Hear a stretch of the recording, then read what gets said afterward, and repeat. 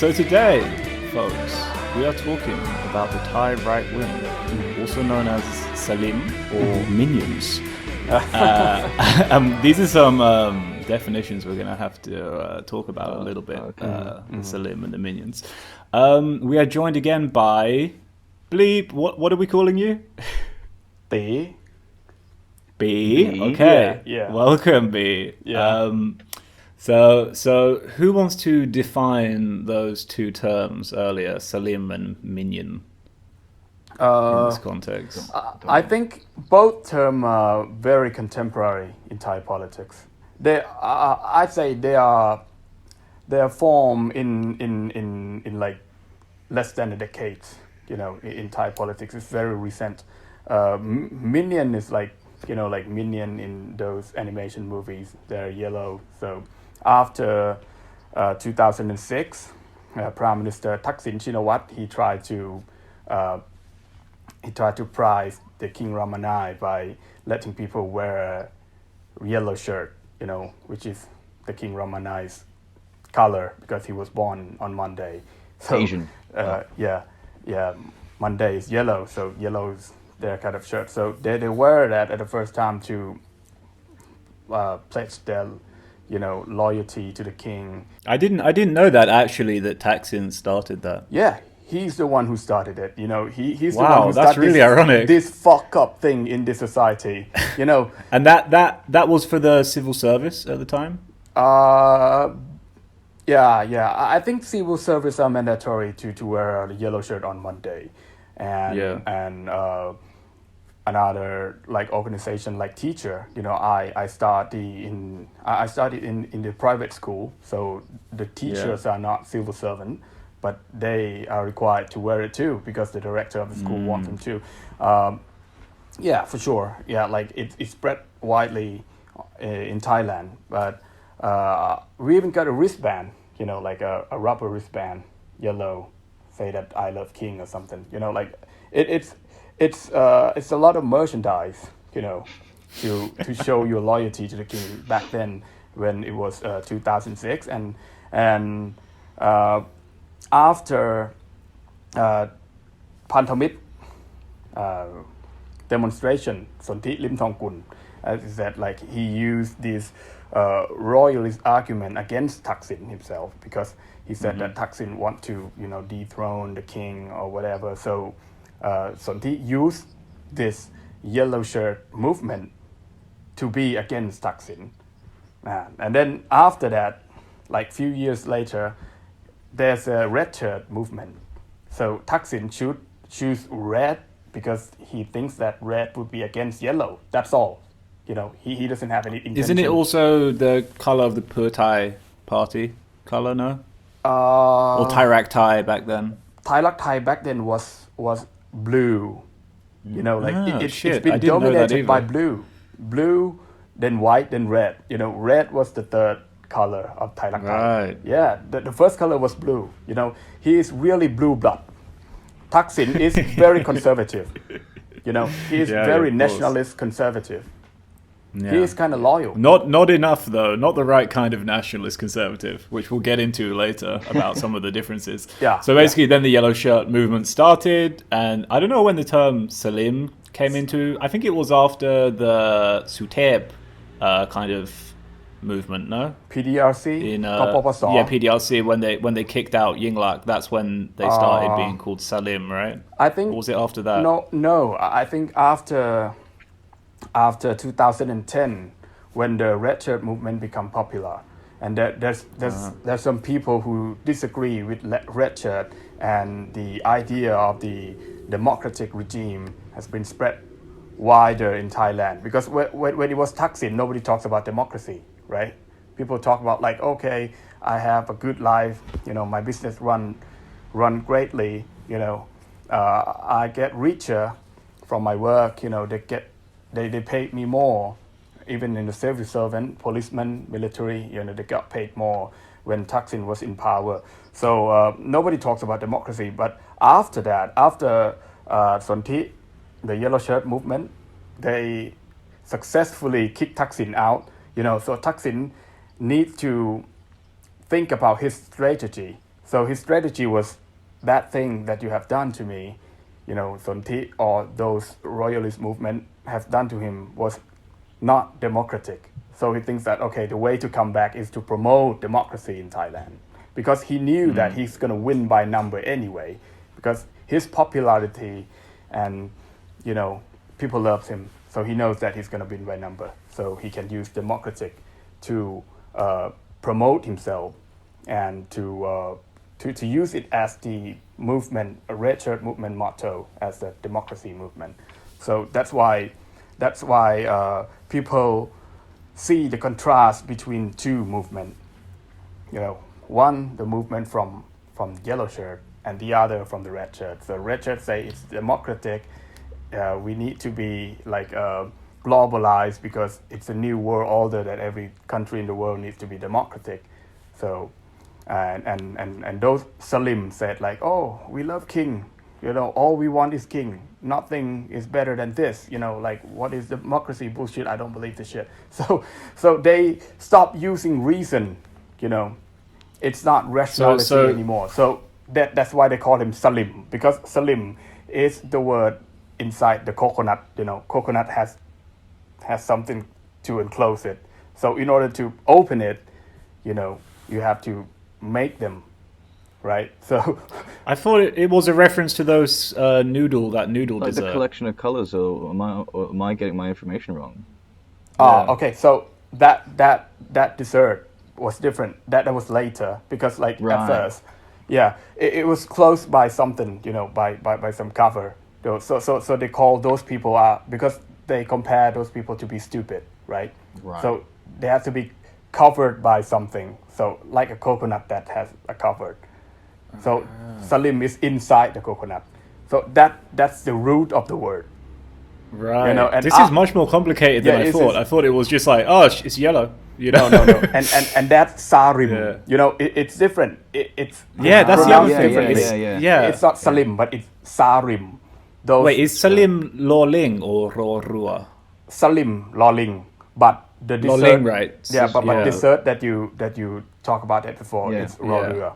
So it's different things. So it's a pun. Okay. So the Salim, I mean, it's also like, as far as I'm aware, it's considered pretty derogatory. And just to be clear, it's, you know, what B is talking about, which is this kind of quite well organized right-wing ultra-nationalist, ultra-royalist movement. And this is a fairly new thing, as you alluded to, kind of in the past decade and a half or so. So I kind of wanted to trace this back a bit further to kind of get to the roots of right-wing ideology, which is what we're going to try and explore today. So I want to go back to 32, because that's basically where we always have to start with every goddamn episode. As the way I see it, there were kind of two reactionary forces in following 32, which was Pibun, who was certainly reactionary, complete fascist, and also the royalists. And eventually there was this kind of synthesis of these two factions into one, which is kind of what exists today. And I think there's still the ideology today, the right-wing ideology today, definitely borrows a lot from Pibun's nationalism. And as you mentioned earlier, B, it's like a, you know, ultra-royalist, ultra-nationalist, and that was the synthesis of those two forces post 1932. Is that right? It's quite right, but I'm not gonna say. I agree with you, but it's a little bit more complicated, because like at first in 1932 the revolution began, right, and the People's Party, or Khanak Rasadon, they have. That was Pibun's party. Yeah. He either a leader or Pridi Phnom Yong. So yeah, and yeah, you can call him fascist. Yeah, he's a fascist, but I'm not quite agree that he's a royalist. You know. Oh no! Sorry. I did not say he. I did not mean to imply that he was a royalist. By no means. He was a ultra nationalist. Yes, definitely not a royalist. Okay. Yeah. So after the 1932, around like a year or two, there was a like maybe someone you can call traitor, because he was a sibling of the King Rama VII. He's called Bawande. Have you ever heard of him? The 1933 counter-revolution. And his movement, caused a lot of death, because he aimed to use the weaponized thing to go on a war with the government at that time. So lots of his team and his movement was captured at some secret island in the south of Thailand. So at that time it was 1933, 1934. So after that, those people were captured in those islands for more than a decade. And then 1946, when people in South Power, in the first time, Priti Phnom became a prime minister, and he tried to create an alliance with the King Rama VIII, at that point. So he wants to restore the relationship between the People's Party and the royalists, and the royal family too, by release those people who were captured on the secret island in the south. So a lot of people has been released, including Mr. Saw Sethabut, who is famously in Thailand of writing a dictionary. He put a lot of royalist ideology inside his dictionary, like for example the word sovereignty. He's like, sovereignty means the highest power of the state or whatever, and then example, sovereignty belongs to the king, something like that. So he was released, and unfortunately after that short time, King Rama VIII was shot dead, right? And then King Rama IX begin his reign. And unfortunately for Priti Phnom, he tried to create the alliance with the royal family, but he failed, because those people who were just released from the prison in the secret island betrayed him a second time by trying to kick him out of the country. And those people helped the King Rama IX, the late king, to start his reigning by power. There was one. He became a regent too. His name was Langsit Payunsak. Yeah. This guy, very powerful guy. Yeah, he's a very powerful guy. Yeah. He is the real. He was the real. Yeah, I was literally about to say that. Yeah. He's the kingmaker. So this guy was captured. So that's the beginning of the rising of the right wing. Well, I want to pull it back a little bit, because we kind of skipped over Thaiification. Because, like we said, this kind of contemporary right-wing ideology is a combination of this central Thai nationalism and ultra-royalism, but we mustn't forget the nationalism, a lot of it, or the central Thai nationalism, I should say, a lot of it comes from the Thaiification policies of Pibun, who really expanded the central Thai language as being the only acceptable language in the country, right, as well as the dress code, the religious practices, the court system. I mean, every facet of life, really.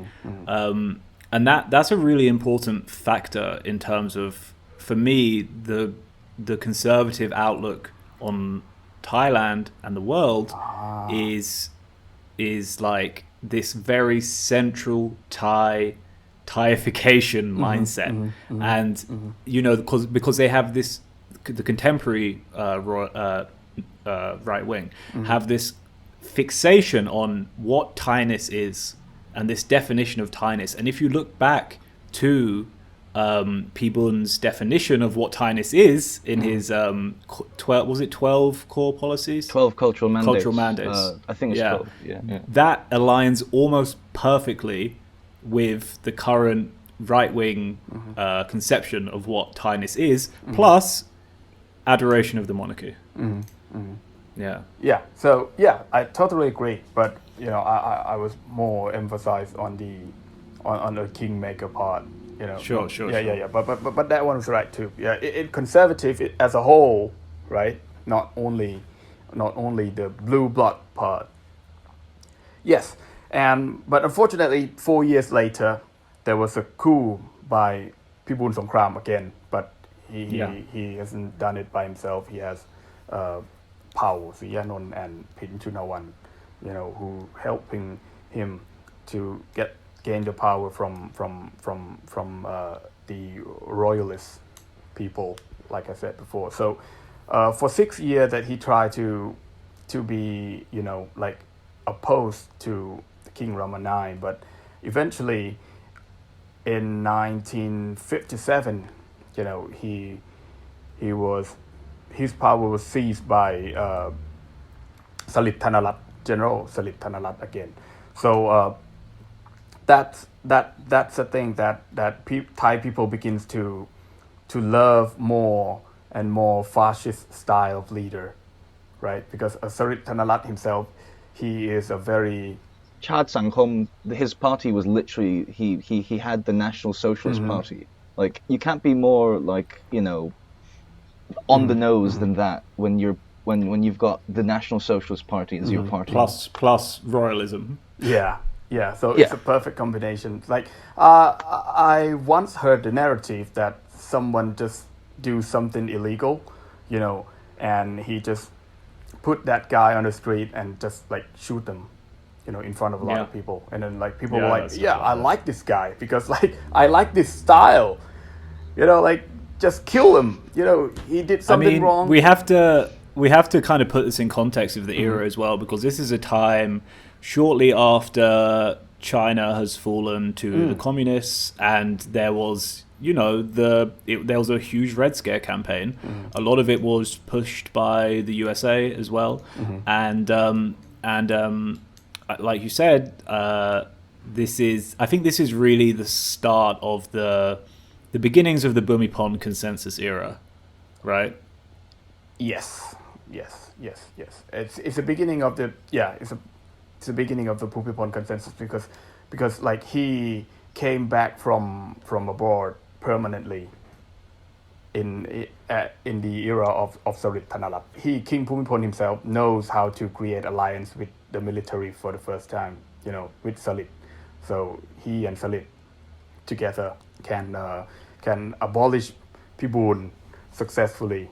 Yeah, and like we're talking about, that is that synthesis, because the military for a long time embodied that kind of nationalism without the monarchy, and then finally you have this alliance between the monarchy and the military, which is just kind of cements like you said, the beginning of the Bhumipol consensus, and it kind of cements the beginning of this ideology as well of nationalism and royalism combined.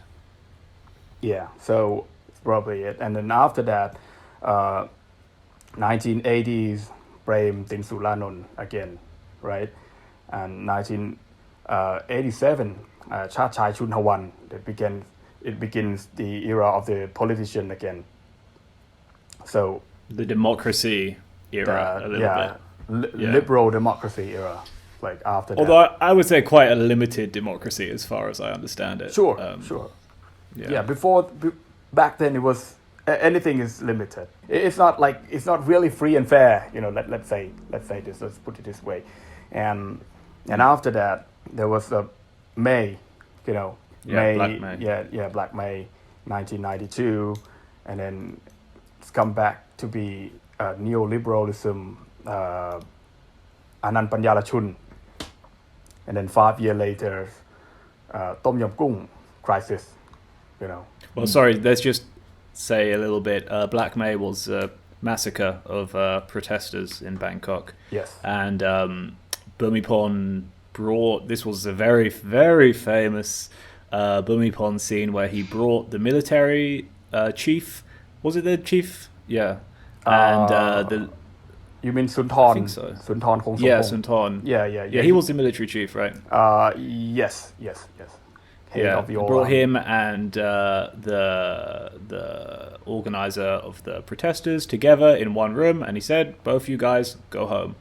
And that really cemented the monarchy's, as much as it was cemented already, it really affirmed the monarchy's position as this I don't even know how to describe it. This perfect element in Thai society, Yeah, which is yeah.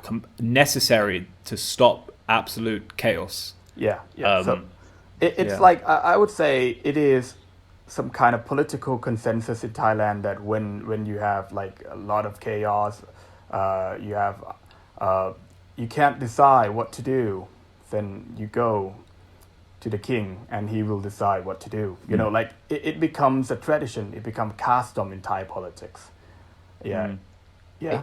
It's similar to like, you know, that sort of idea of this guy is in charge of the village. If the village starts killing itself, we just go talk to the guy.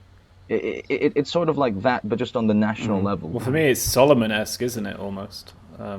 Yeah, The but way he I'd supposedly say acted.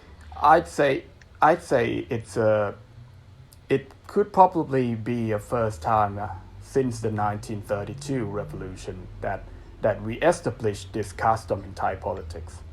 You know, back then in October, 14 October. The Thammasat massacre. Yeah, Thammasat, before the university Thammasat massacre. students. Yeah, and the Thammasat massacre too. There was a student leaders went to see him in his palace too, but he didn't really decide anything like that, like in Black May, you know. But Black May, it is clear that he is the one who can solve the problem. So when people say like, what is the tradition of Thai governance, like maybe we call this regime constitutional monarchy, but in Thailand, it's not really constitutional monarchy. It's like democracy. So it's a monarchy with a constitution. Yeah, you could say that, but people, you know, I think right-wing people may prefer democratic regime with the monarch as the head of state, you know, something like that. Yeah. So what is this thing? You know, what is democratic regime with the monarch as the head of state? It is stated clearly in the Black May that when you got something that you can't get it done by the democratic solution or whatever, you go to the head of state and he will. Well, I think, yeah, like you're describing, that was always the kind of belief among the right wing that this is the best way to run the country. And as we mentioned on a previous podcast, that has begun to change over the past couple of years, particularly since Prayut took over. And I think we can get into that in a minute, but I just want to move on a little bit to who are the right wing nowadays? Who are the kind of demographics, a typical right winger? Samai, do you want to try this one or? God, it's the parents of the people I went to school Right. with. They don't classify themselves as right wing. Is the way I'm gonna like in Thailand. I don't think that there's like a sort of a culturally understood left and right, except for like, you know, the commies and everyone else in civil society. Like civil society is just comprised of people who, you know, either they associated with the yellows or the reds in the various disputes, or they're like interested in interested in corporate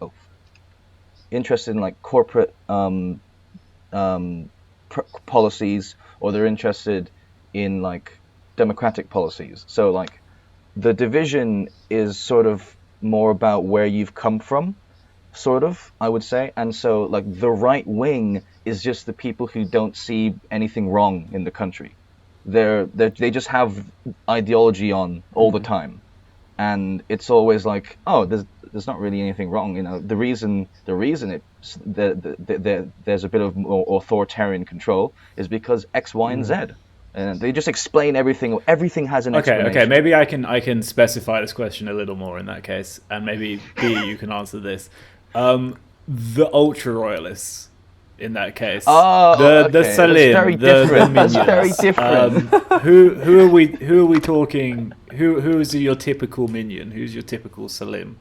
For me, I think people who is the middle class. You know, first they have to be a middle class, not many lower class Salim, because they know what their problem is, and that thing are not curing them.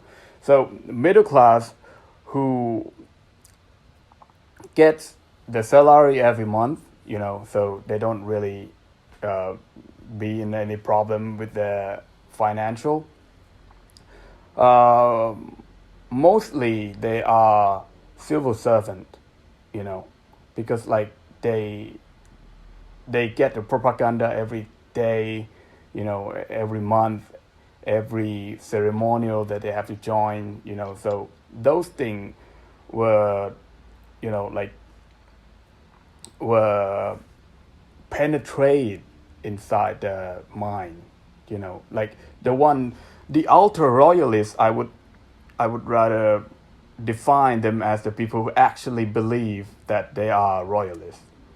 You know, people who are extremely rich, like the big capital in Thailand, you know, they know what's going on. They knows how to deal with power. So they don't really believe that those propaganda, those narrative doesn't penetrate inside their mind. You know, like some Zhao Suo, who is the owner of some football club in the UK, you know, like they are extremely rich and they get benefits from being, you know, like royalists.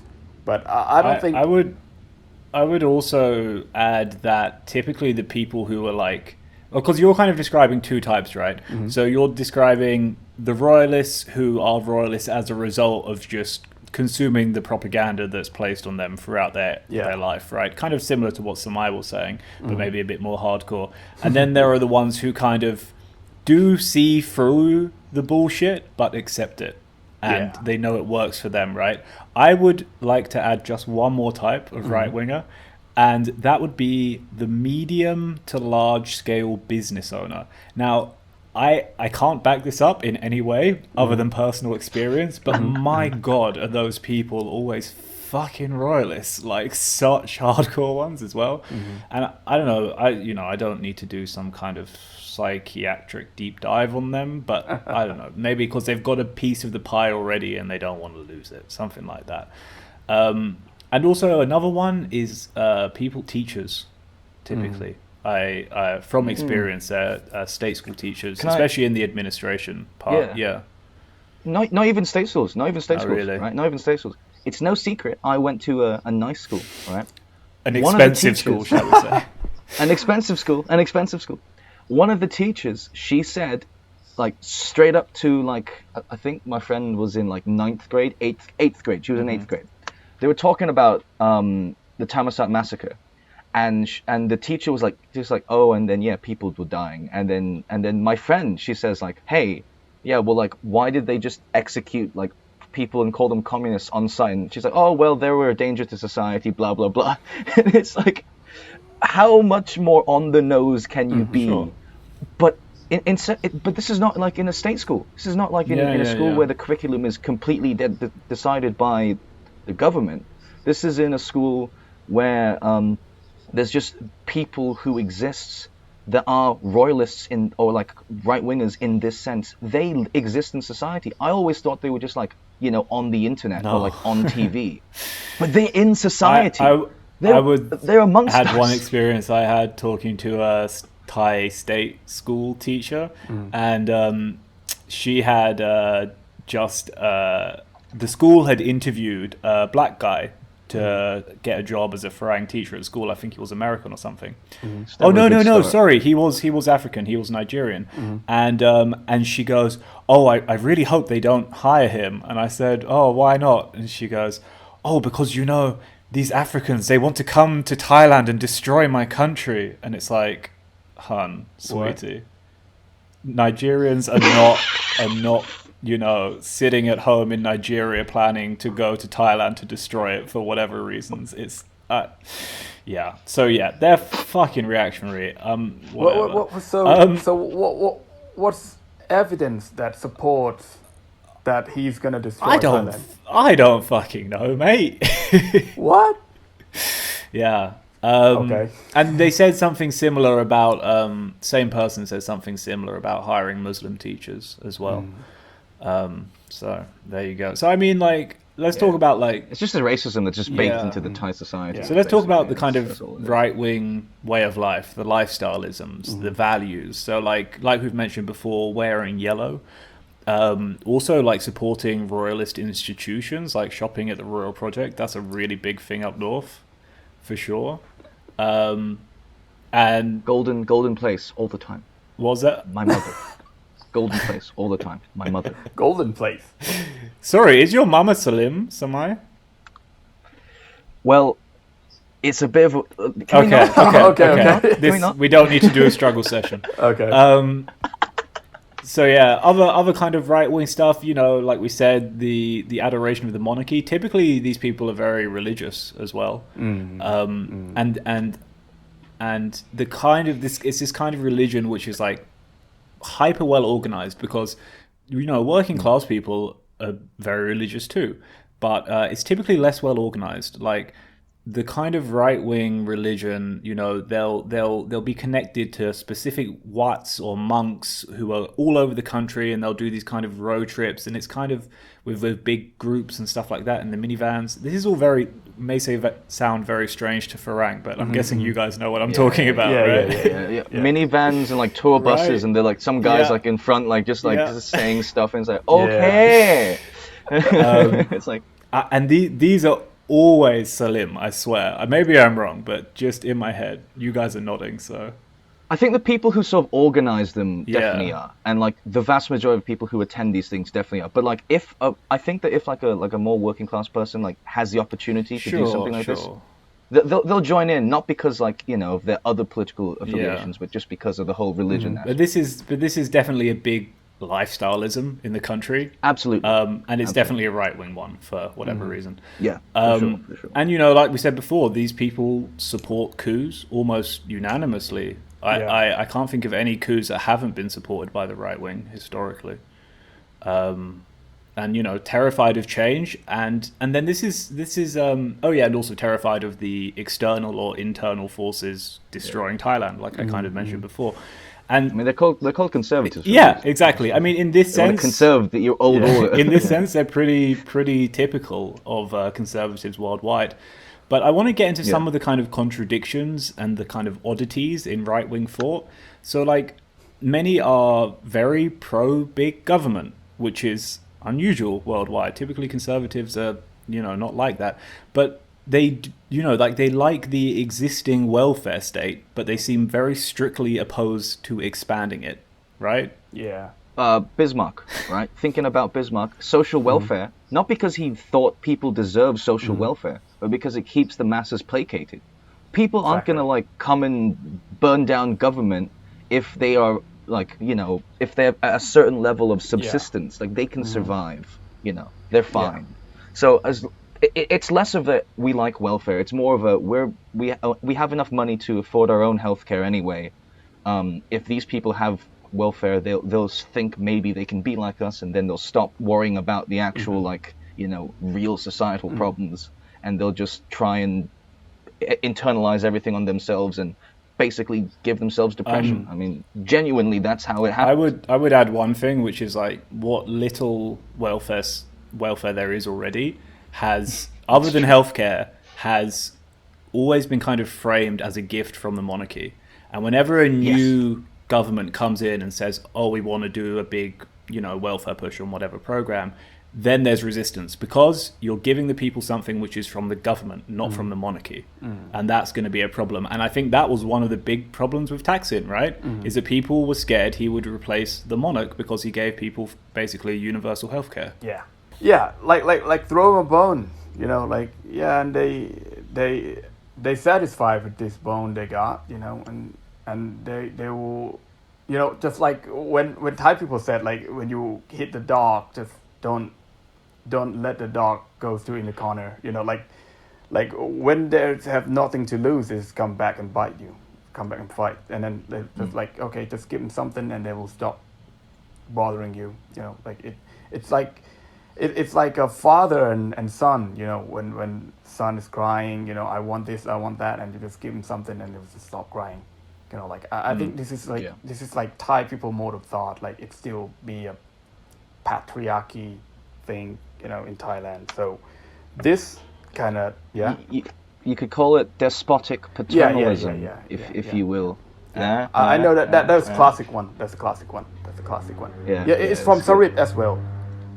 Yeah, exactly. It's from Sarit Ila because Sarit rules like that.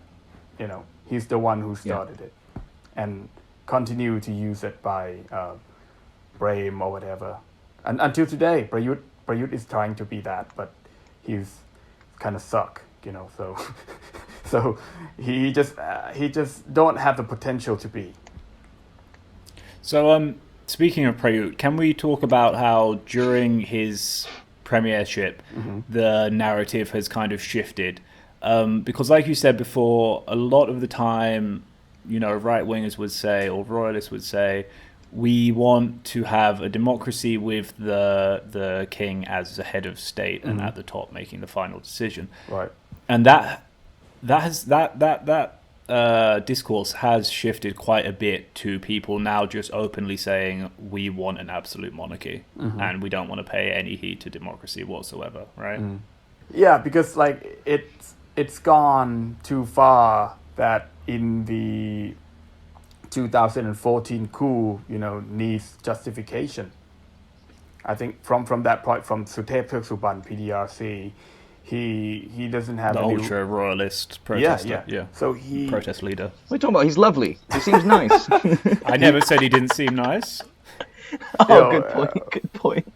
In the point, personal view, he's very nice. So that's why he's a successful politician. You have to be nice to be a politician in Thailand, so you can. Oh yeah. Yeah. And then, so it needs justification. You can't just come and seize the power and just smile and then it's like, this is the democratic way. People are not gonna believe you because like in less than 10 years in 2006 there was a coup, and then not more than 10 years, like only 8 years from the last coup, there was coup again. So you can't say that this is like democratic. So it needs justification. So those justification needs the monarch, you have to do it. You have to be a good people for the king. It's like that, you just need to be good, good citizen, good people, good whatever the hell, so sounds like P-Bun's cultural mandates again. Something like that. So uphold good morals. So democracy is not important anymore. So what's more important that can you be a good citizen? I even heard some people said that, okay, no matter what structural is, no matter what law, constitutional, if you're a good citizen, if people is good, everything is good. So these guys are like proto-anarchists. Maybe, but anarchist, secretly anarchy with the monarch as the head of state. Yeah. You can put it that. Anarcho-monarchism. We've synthesized it. So Hobbyianism. Yeah. So it's like that. I think like people need to justify what they did. So democracy is kind of term that you can't use it to justify their action anymore. So you have to go further and try to devaluate democracy down. So to the point where we just don't even need it anymore. Yeah, so it's like, okay, so it's a bad thing. So write a new narrative that democracy is bad. So it's gone. So can we look at some of the very well organized right-wing groups? I'm talking Social Sanction, I'm talking Rubbish Collection Organisation, Cyber Scouts. Oh yeah. Samai, I know you're quite fond of these guys. I'm so excited. I'm so excited to talk about the best things to ever happen. Let's go. Right. So about 2009, you start seeing the rise of these people sort of doing it by themselves individually. They'll start going into Facebook groups together to sort of try and basically take down people they don't like by mass reporting these people for lèse-majesté and, just basically defaming them all over the internet and that kind of stuff. In 2010, they started organizing properly, called under the name Social Sanction. Now, Social Sanction initializes into the two letters SS. We've mentioned this before, yeah. yeah, so basically, they call themselves SS, and so they sort of finally start to systematize, properly figure out a way, institutionalize a way in which they can take down large numbers of people. And so this happens for an amount of time, and then it sort of fizzles out. But then it's replaced later on by a proper like government-backed organization. The Cyber Scouts. Rubbish collection. No. No. Cyber Scouts come later. Okay. Oh, sorry. No, sorry. Cyber Scouts are the government-backed one.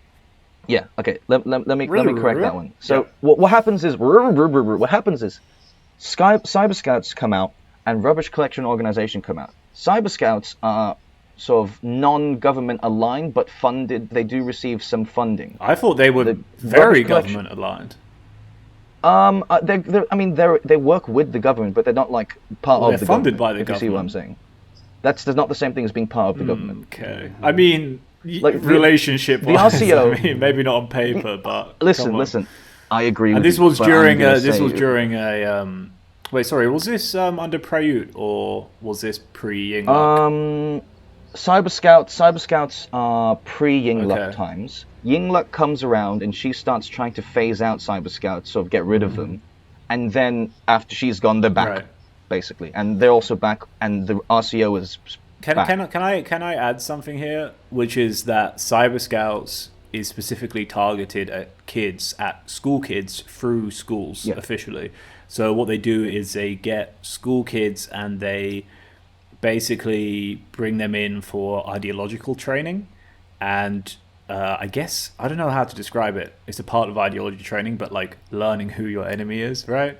So they teach kids who your enemy is, and we want you to find them on social media, and we want you to tell us, and we can then charge them with lèse-majesté or I don't know, whatever. Part of the thing was that it used to start with like just some schools, but then they were going to try and move it into like the whole Luxor, like the entirety of the Boy Scouts was going to basically be related to the Cyber Scouts. So which was like sort of their way of going, well, rather than just focusing it in some schools, what is an organization that is nationwide, full of kids that we can probably just not militarize, but like weaponize it, and they just Boy Scouts, boom. I'm not sure if that plan actually went through. I don't think it did, but I read somewhere that there were 112, I think, schools who were part of the Cyber Scout program, which is, 112 schools? Which it can't have been, actually. I must have gotten that wrong. That number I'm gonna fact check that, but yeah, keep going. So like as I was saying, Yingluck trying to phase some of these out, but they came back. And so the thing with the RCO is that I think it is. There are 112 schools. I will point out the irony of this number because Article 112 is the lèse-majesté law in the Thai. Is it in the Constitution or whatever? No, it's criminal law. Criminal code. Sure. So it's Article 112 of the Criminal Code, and there that you are not allowed to insult the royal family, and there happen to be 112 schools in the Cyber Scouts program. Anyway, Samai, please continue. So Cyber Scouts government started, rubbish collection organization, sort of military funded, but the owner, not the owner, but the founder is now a special advisor to Preut. Yeah, this is Rien Tong Nana, right? Rien Tong. Yeah. Major General. But he like just runs a hospital or something. Yeah, he runs a hospital. It's not even he's the owner. He's not even doing any army stuff. Yeah. He was the army doctor. And it was like, I'm not gonna let people come into my hospital unless they really love the king, and that counts towards like even patients. So you might be dying of cancer, and I don't know why you go to his hospital when you anything that would make you have to go to his hospital. Yeah. But like maybe you said one thing one time, or you don't post enough like text images from like boomers on boomer Facebook. Oh, we need to talk about the line groups, the fucking right-wing line groups. Oh, and that's what they do. Yeah. So I didn't get to the main mechanism of all these groups. What they do, they try and befriend you, or they just spam you, and they try and like ask you these really leading questions, and it's basically entrapment 101. Right. and it shouldn't stand in a court of law, but it does. So I would also point essentially, out, and this is a bit of an anecdote.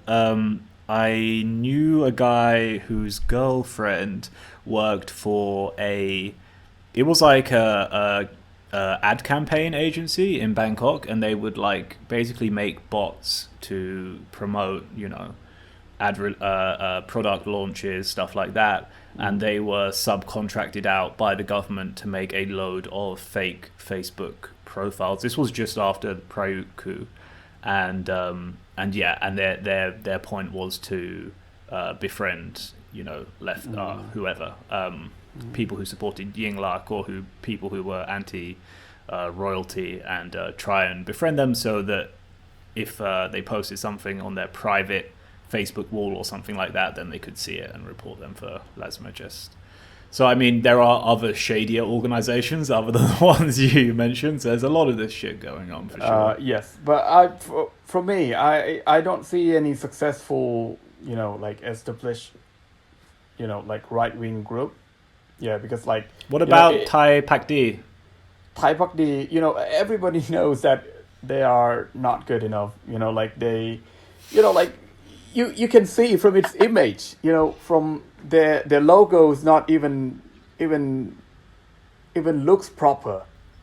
Wait, actually, aren't they the ones who held that rally during the protest last year, and they accidentally used the Costa Rican flag instead of the Thai flag? Yeah. Oh, you didn't see funny. that? That's so funny. No, I'll send it to the group chat. Yeah. I'm not sure that it is his group, because there was a lot of group. Maybe the one that Samai talked about, the Lian Tong group. But Thai Pakdi now they try to form a political party called Thai Pakdi, and.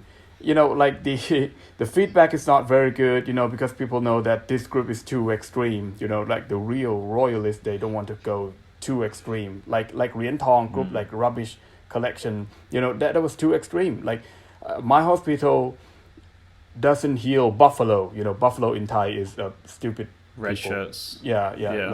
Like but when they say buffalo, they mean red shirts. Right. Yes, like we don't heal, and we don't treat stupid people, and some kind of it is too extreme. So like the right wing or the royalist, who actually believes in those narrative I talk about, they don't want to go extreme, because it ruins the image of the monarchy itself. Well, let's add that these are not particularly popular people, Like, they can never win fucking elections. Sure. Like, generally, as a whole, this is not a well-liked movement. This is not a well-liked ideology. And I think part of that is, as we were talking about earlier, central Thailand, everyone thinks that the voter base is Bangkok. And they forget that the rest of the country doesn't think like this. And so even if they get like a large portion of the Bangkok votes, there are enough people outside in the actual rest of the country, the real parts of the country, if you ask me, to like actually, block these votes. So I think that's like that sort of looking from the center of the core, if you will, of Thailand outward, the imperial core. The imperial core, if you will, doesn't just affect, people like you and I, but it affects these people who are actually making these decisions at this ultra-conservative level. They are subject to this sort of indoctrination too. They just don't realize it, because I don't know why. I would say that wherever you go, right? So I'm just thinking of kind of like the very sheltered Bangkok world, and when you go to the rest of the country, you don't go to, I don't know, Mukdahan. You don't go to Narathiwat or somewhere like that. And even if you go to somewhere like Mae Hong Son, I've seen the places in Mae Hong Son that people go on holiday. These are sheltered places. They're enclaves. There are enclaves of the country that people go and visit. Or like maybe they'll go to Loy or somewhere like that. Somewhere which is very well established. It's got its royal project shops. It's got, nice hotels and shit like that. It's always royal projects are always going. And there are settlers there already. I mean, there are people from Central Thai who get, I don't know, lots of different reasons to ending up there, but who end up moving to these places and starting businesses. And, this goes back to this idea that we've written about Thailand being a kind of settler colonial state, or lots of areas of Thailand being a settler colonial state, because people... Gabriel's the biggest mouse. Because people from these this central core go out to settle these enclaves in places like Mae Hong Son and whatever. So, and then those become the only places that a lot of these right-wing people go and visit, and it keeps them very, very sheltered. And like we're saying, they don't realize how unpopular they are. Like, I was talking to I guess I'll call him a local government worker in Mae Hong Son the other day, and he was like, yeah, we fucking hate Bangkok people. Like, it's cold season right now, right? So he's getting a lot of Bangkok people coming up. He's like, we fucking despise them. I'll tell you what, I remember another time I was in Phetchabun, and I was visiting a friend's family, and we were only staying in Pitsanulok, right, which is the next province over. But for him, Pitsanulok is like Central Thai, right? That's Pat Glang. And he's like, you tell those fucking Salims and this guy's quite old as well. He's like 60. He's like, you tell those fucking Salims in Pitsanulok to fuck off with Prayut and stuff, So like, they really are despised, even outside of Bangkok in the Central Plains. Every time I've been drunk in a car, I've asked the person driving that car, whether it's my friend's driver or like a taxi driver, like their opinions on politics. And they've always been like, oh yeah, I'm from like this place really far south, or this place in Isan. And like we hate everything that goes on here. And I'm like, I'm with you, pal. I'm with you. Absolutely. They're always talking about future forward. And I'm like, there's one more step you got to take, but I'm there with you. I think Isan, they are also right wing, but they're not like ultimate royalist or Salim. So that's why we don't see them as a right wing, because they have some kind of conservative thinking, but socially, sure. Yeah. So that's why. Yeah. Oh, okay. Yeah, I mean, a lot of Thailand, if not all of Thailand. Yeah, the whole country is in that case. Yeah, I'm pretty sure there's a base level of conservatism. Yeah, that sort of exists. Before we finish up, I kind of want to examine the conflict between the right wing and the progressive elements of society. So particularly this kind of generational culture war. I mean, I've met a lot of people in their 20s and who are having like really, really, really horrible times with their parents, their grandparents. I've heard of people who are basically kicked out of their houses, kicked out of their families for not being ultra-royalists. This is sadly, maybe not to that extreme, but generally this kind of sentiment is pretty common. I've got one thing to go on, and this is a song. It's that fucking song where it's like 10 good things for a kid to be, right? Yeah. I fucking hate that song. It's a Thai kid song. Yeah, just to be clear. Thai kid song. They play, but basically, I'm going to talk about ideology. And what it is that because the parents are raised in a way that they see the world as X, Y, and Z, they see it through the yellow lens, not because they're Asian. They see it through the Pumipon glasses, because he has glasses, and they think, well, surely everyone that is born in the time of Pumipon basically experiences the same thing. But these kids have experienced 2 kings before turning 20. That's not normal. In Thailand, people have been born and have died under the same monarch.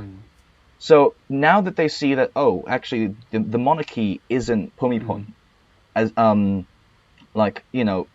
what my parents love about the monarchy is what Pumipon did. So they love Pumipon. They don't love the monarchy. They love Pumipon, right? Which is why you can see some families starting to sort of like be a bit less okay with royalism because of Wajiralongkorn.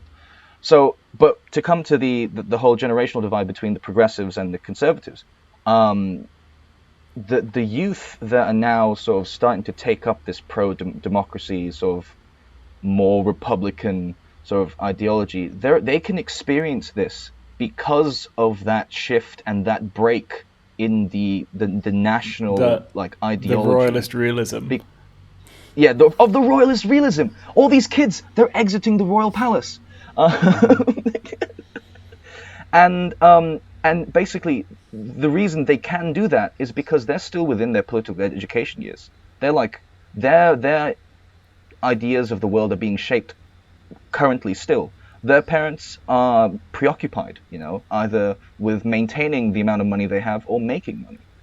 And I think, can we just address, like, I think you're absolutely right, but I also want to address, like, how that fucks up families, right? So, like, for example, I have one friend, and I had a very, very awkward dinner with them and their parents when their parents brought this up, and they said, like, look, you're gonna throw your life away if you are, an activist, if you are left wing, if you're anti monarchy, and they were saying, like, look, for your own good, please, we're trying to look after you, please don't do this, right? Yeah.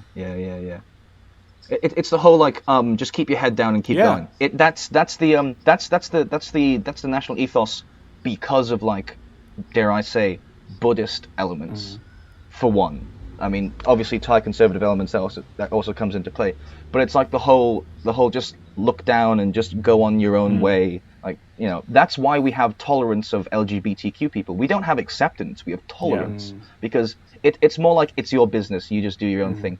The same thing happens with politics, right? Like, just look out for, yourself and just try and not bring too much pressure upon you, too much attention upon you, that kind of thing. So that cultural, social aspect just translates into so many different sort of political outcomes. And what has to happen is, cultural revolution or some form of break in that practice. The kids, they're angsty young fuckers.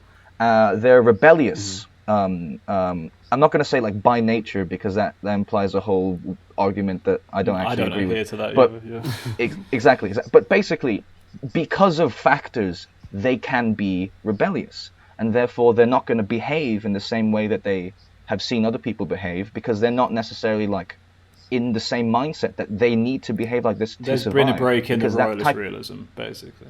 That type of survivalism only exists when you're, like, an adult in the real world having to slave away for society. But when you're a child and you have, for the most part, like, unless you're, like, at work by age 12, you have things sort of like, you're okay, you're kind of, your parents are still loving you unless you're an orphan. Again, I'm making a lot of assumptions here. But you don't have to deal with society until slightly later, so you have more time to sort of figure out shit. And because you grow up in a time where things are changing, you're going to be exposed to different viewpoints, you're going to be exposed to more sort of alternative ways of thinking than you would be growing up when your parents grew up. So it's just a lot of things. The course of history, the course of society, old things coming into contact with new things, that's creating this rift, and it's terrible. Yeah. B, I just wanted to ask, I mean, when for you, because you grew up in quite a royalist realist world, I would imagine. When did when did that kind of break for you? There was a guy who, like, actually he was lecturing, and he asked you, like, do you have any curiosity that why our king are so great, and back then I was like, no, why? And he started to tell you things that, okay, do you really think that a man could do, like, anything like that, like, can do, like, make it rain? Yeah, like, literally, you are great in every kind of work that you have done, like, this is kind of, and he's like, something is wrong with this if you still believe in this, like, believe in this narrative. And he turns on the board and write propaganda on the board, and it's like, do you know this word? And it was like, okay, you go on a dictionary and find out what it is. Like, if he was like, those narrative was penetrated on your mind, because they do propaganda, like, it's a one side commercial, like, they can only feed you information and you do not have any chance to ask back or to give any opinion or any comments. So that's how it works here. So to the question that why there are conflicts between parents and kids, I think because of those parents was raised in this what you have called royalism for quite a long time. So they think that this is realist, and how dare you are gonna devaluate this truth for us.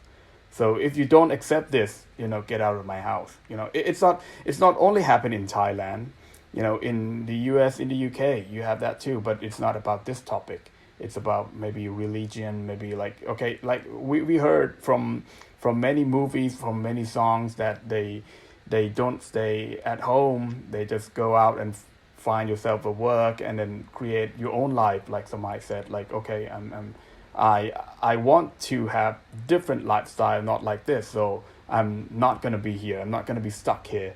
I'm just, nothing can stop me now. But no, in Thailand, we still have those, maybe you can call it discourse about the kid song, Dek Ơi Dek Di.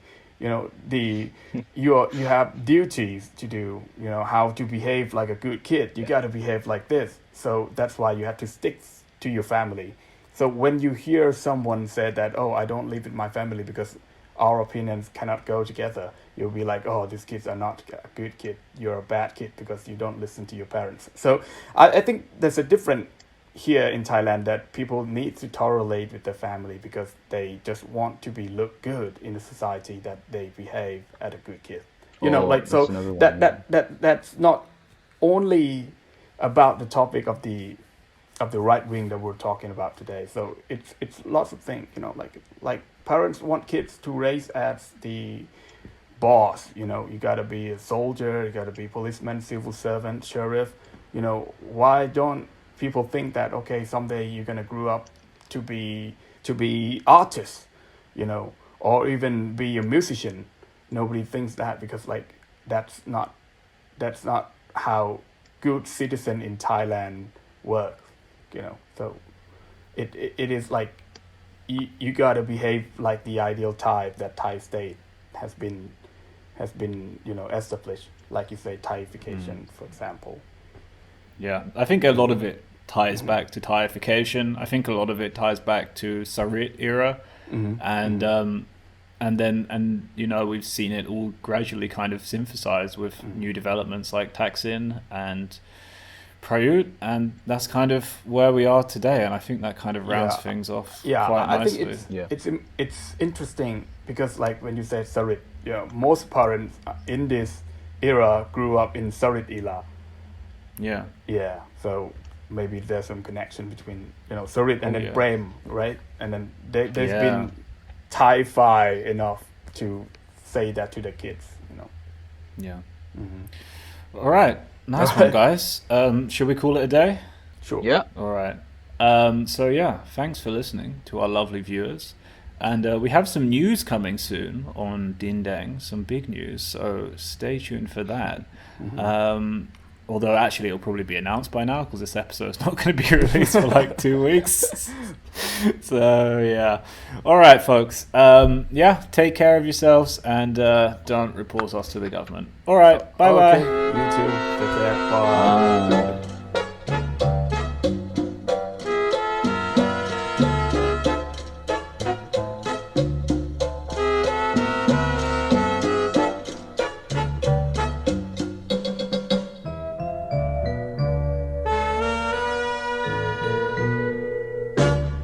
The candlelight is shining low.